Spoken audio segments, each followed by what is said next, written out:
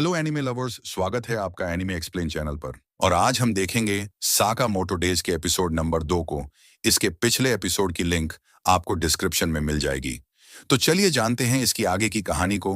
बिना किसी देरी के अब तक हमने देखा कि शिन जो साकामोटो को मारने आया था, वो भी अब उसी की दुकान पर काम करने लगता है। वो साकामोटो की तारीफ करता है कि रिटायर होने के बाद भी वह कितना खतरनाक है और कितनी आसानी से उसने उन सभी गुंडों को मार दिया था। साकामोटो अपने मन में शिन से कहता है कि वापस काम पर लग जाओ, लेकिन फिर भी शिन बोलता है कि आपने तो सबको एक झटके में मार दिया, पे ध्यान दे। लेकिन शिन भाई चुप नहीं होता। वो कह रहा होता है, आप तो सच में अभी भी काफी ताकतवर हो। आपने तो एक ही चुटकी में उनकी गेम बजा डाली। और यह बात साकामोटो की वाइफ सुन लेती है, जिसका नाम ओई होता है। और वो साकामोटो से कहती है, ओए मेरी मोटो, कहीं तू फिर से हिटमैन वाला काम तो नहीं करने लग गया। और साकामोटो डरते हुए कहता है, अरे नहीं नहीं, ऐसा कुछ नहीं है। लेकिन शिन साकामोटो से पूछता है, आपने तो उन लोगों को काफी बुरी तरीके से मारा था। साकामोटो उसे कहता है, अबे यार पागल हो गया है क्या? मैंने तो बस उन्हें घायल किया था। तू चिल्ला चिल्ला के सबको स्कीम बता दे। और अब उसकी वाइफ गुस्से में उसको धमकी देती है, अगर उसने कोई बुरा काम किया या फैमिली रूल तोड़ा तो वो इसे डिवोर्स दे देगी। और यह सुनकर साकामोटो और भी ज्यादा डर जाता है। और उसकी वाइफ के जाने के बाद शिन उससे पूछता है, यह फैमिली रूल क्या है? और साकामोटो उसे पेंसिल से मारने की सोच रहा होता है और उससे कहता है, अबे अपना मुंह बंद रखा कर, मैंने तुझे अपने पास काम करने के लिए रखा है। तू तो मेरी जिंदगी झंड कर रहा है। और फिर वो शीन को लेकर चाइना टाउन आ जाता है, क्योंकि उसे अपनी शॉप के लिए कुछ सामान लेना था। और शिन देखता है कि वह इतनी दूर बस कुछ बन लेने ही आया था, जो कि उसकी फैमिली को काफी पसंद है। और शिन फिर उससे फैमिली रूल के बारे में पता करता है, लेकिन साकामोटो यहाँ पर मना कर देता है। और वैसे शिन लोगों का माइंड रीड कर सकता है। लेकिन भाई ये साकामोटो इतना ज्यादा तेज है, ये कभी शिन से मुंह खोलकर बात ही नहीं करता। वह अपने मन में ही इससे बात करता रहता है। तभी रास्ते में एक लड़की विंडो तोड़कर साकामोटो के ऊपर आ गिरती है, जिससे साकामोटो के बन नीचे गिर जाते हैं। और कुछ लोग इस लड़की के पीछे पड़े हुए थे। और यह लड़की उनसे लड़ने के लिए तैयार हो जाती है। और इस लड़की का नाम है मिस्ट्री गर्ल लूस आउट टंक। अरे भाई, इसका नाम शार्क टैंक ही रख देते। ताइची मार्शल आर्ट का यूज कर रही है। तभी एक बंदा आकर उस लड़की को पीछे से पकड़ लेता है और उस गुंडे के साथ ही उसे चाकू मारने ही वाले होते हैं। तभी साकामोटो आकर उसके अटैक को रुका लेता है और उसके मुंह पर ही एक जोरदार पंच मारता है। और शिन भी उस टकले आदमी के सिर पर ईंट मारकर उसे सुला देता है। जिसके बाद यहाँ पर और भी गुंडे आ जाते हैं और उन्हें ऐसा लगता है कि ये लड़की अपनी गैंग के साथ है। जिसके बाद साकामोटो उस लड़की को उठाकर भागने लगता है और ये गुंडे उसे पकड़ नहीं पाते। जिसके बाद ये अपने बॉस को जाकर बताते हैं कि वो लड़की भाग गई और उसके साथ उसके 2 और साथी। बॉस कहता है कि हमने उस लड़की को ढूंढने के चक्कर में उसकी पूरी क्लन को मार दिया है और फिर भी तुमने उसे खो दिया। वो आदमी बॉस से माफी मांगता है, लेकिन तभी एक आदमी पीछे से आकर उसकी गर्दन काट देता है और अपने भाई से कहता है कि ये देखो, ये अब भी सांस लेने की को कोशिश कर रहा है। इनके नाम हैं सोही और बांच। ये दोनों भाई थे और दोनों ही तबाही थे। बॉस इन दोनों से कहता है कि उस लड़की के पास एक चाबी है जो इन्हें चाहिए। अगर इनके हाथ वो चाबी लग गई तो ये पूरे ब्लैक मार्केट पर राज करेंगे। तो इन्हें किसी भी कीमत पर उस लड़की को ढूंढना ही होगा और इनके रास्ते में कोई भी आए उसे खत्म कर दो। इधर शिन को पता चलता है कि ये लड़की एक माफिया फैमिली की बेटी है और उस फैमिली का नाम लू क्लन है। और वो गुंडे लू के पास जो चाबी है उसके पीछे पड़े हुए हैं। ये चाबी उनकी क्लन की एक हिडन वॉल्ट की है जो लू को उसके पेरेंट्स ने दी थी। शिन कहता है कि इस चाबी को तुम फेंक क्यों नहीं देती, ये उसकी जान से ज्यादा कीमती है।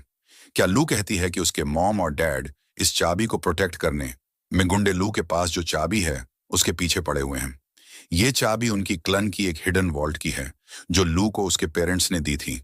शिन कहता है कि इस चाबी को तुम फेंक क्यों नहीं देती, ये उसकी जान से ज्यादा कीमती है। क्या लू कहती है कि उसके मॉम और डैड इस चाबी को प्रोटेक्ट करने में मारे गए हैं?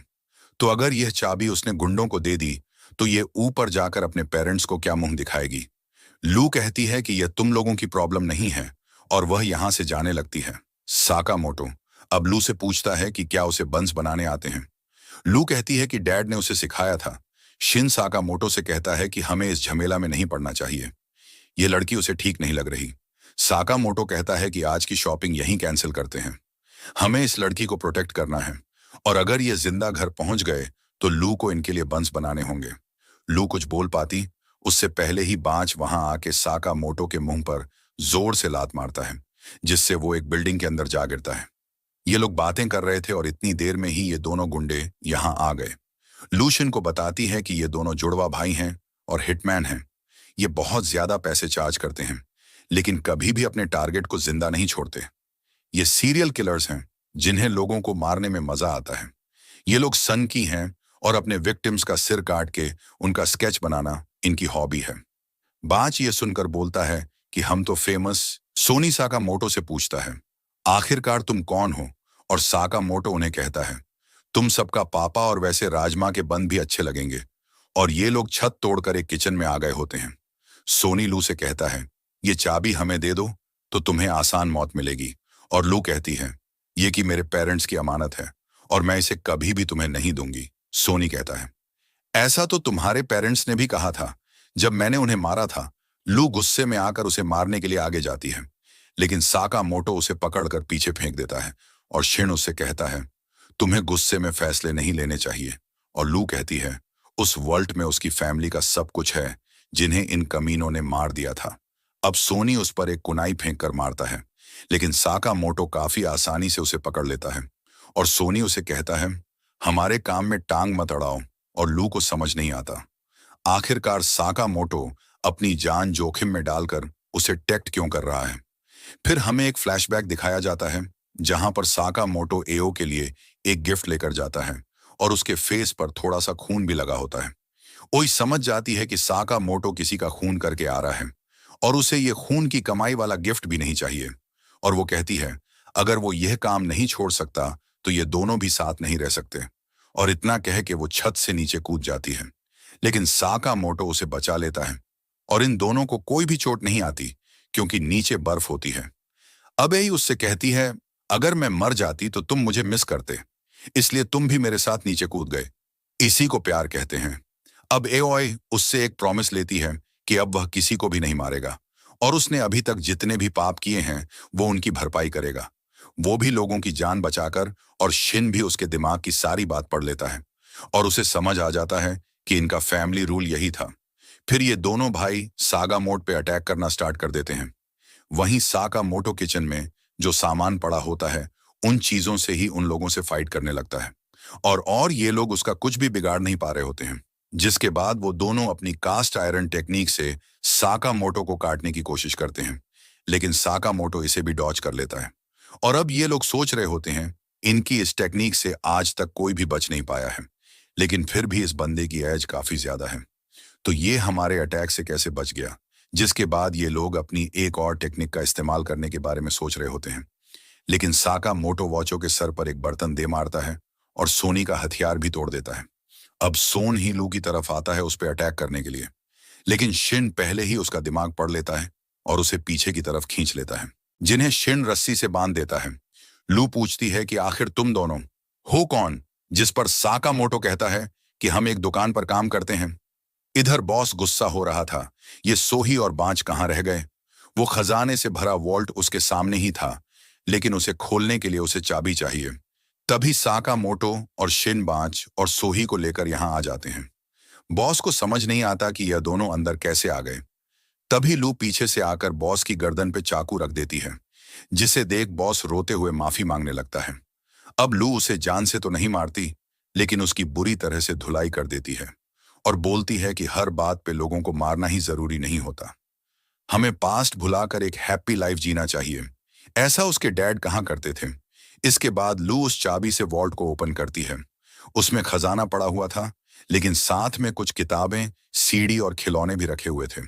एक किताब में लिखा हुआ था कि लूक लैन का जो हेड होगा उसे अपना सबसे कीमती आइटम यहाँ रखना पड़ेगा। तो अलग अलग हेड ने अलग अलग आइटम यहाँ रखे हुए थे। लू के डैड ने एक ड्रिंक छोड़ी हुई थी जो वो लू के बड़े होने पर उसके साथ पीना चाहता था। इसके बाद साका मोटो अपने बंस निकालता है जो उसने अभी तक रखे हुए थे। ये कुचले गए थे, लेकिन अब भी स्वादिष्ट लग रहे थे और तीनों उन्हें खाने लगते हैं। अगले दिन से लू भी साका मोटो के यहाँ काम करने लगती है। वो यहाँ पर पोर्क बन बनाया करेगी। शिन बोलता है कि तुम्हारे पास तो इतना बड़ा खजाना है, जिस पर लू कहती है कि वो अपनी खानदानी चीजों का यूज थोड़ी करेगी। साकामोतो शिन से कहता है कि अब वह भी उसकी फैमिली का हिस्सा बन गया है, तो उसे भी फैमिली रूल को फॉलो करना पड़ेगा कि वह किसी को जान से नहीं मारेंगे। दूसरी तरफ हम एक मीटिंग देखते हैं जिसमें हमें पता चलता है कि साकामोटो के सिर पे इनाम रखा हुआ है। जो भी उसको मारेगा उसे पूरे 1 बिलियन येन का इनाम मिलेगा। और ये एपिसोड यहीं पर खत्म हो जाता है। तो दोस्तों, आपको ये एपिसोड कैसा लगा कमेंट करके जरूर बताइए। वीडियो अच्छा लगा हो तो इसे लाइक और शेयर भी कीजिए। तो हमारे चैनल को सब्सक्राइब करके बेल आइकन जरूर दबाइए। मैं मिलता हूं आपसे बहुत ही जल्द अगले वीडियो के साथ। शुक्रिया।